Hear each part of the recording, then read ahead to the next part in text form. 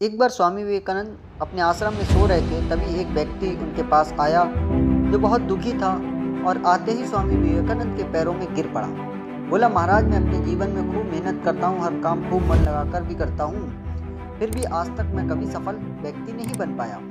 उस व्यक्ति की बातें सुनकर स्वामी विवेकानंद ने कहा, ठीक है, आप मेरे इस पालतू कुत्ते को थोड़ी देर घुमाकर लाएं, तब तक मैं आपकी समस्या का समाधान ढूंढता हूँ। इतना कहने के बाद व्यक्ति कुत्ते को घुमाने के लिए चला गया और फिर कुछ समय के बाद वह वापस आया। तो स्वामी विवेकानंद ने उस व्यक्ति से पूछा कि यह कुत्ता इतना हाँफ क्यों रहा है, जबकि तुम तो थोड़े से भी थके हुए नहीं लग रहे हो, आखिर ऐसा क्या हुआ?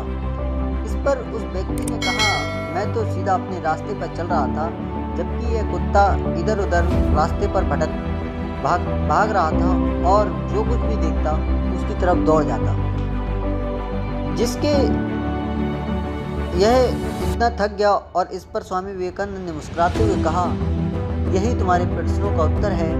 तुम्हारी सफलता, तुम्हारी मंजिल तुम्हारे सामने ही होती है, लेकिन तुम अपनी मंजिल की बजाय इधर उधर भागते फिरते हो, जिसके कारण तुम अपने जीवन में कभी सफल नहीं हो पाए। यदि सफल होना है तो हमें अपने जीवन में अपनी मंजिल पर ध्यान देना चाहिए।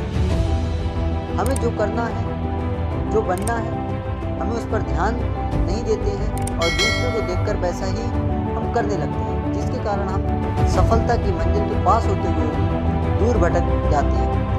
इसलिए अगर जीवन में सफल होना है तो हमेशा अपने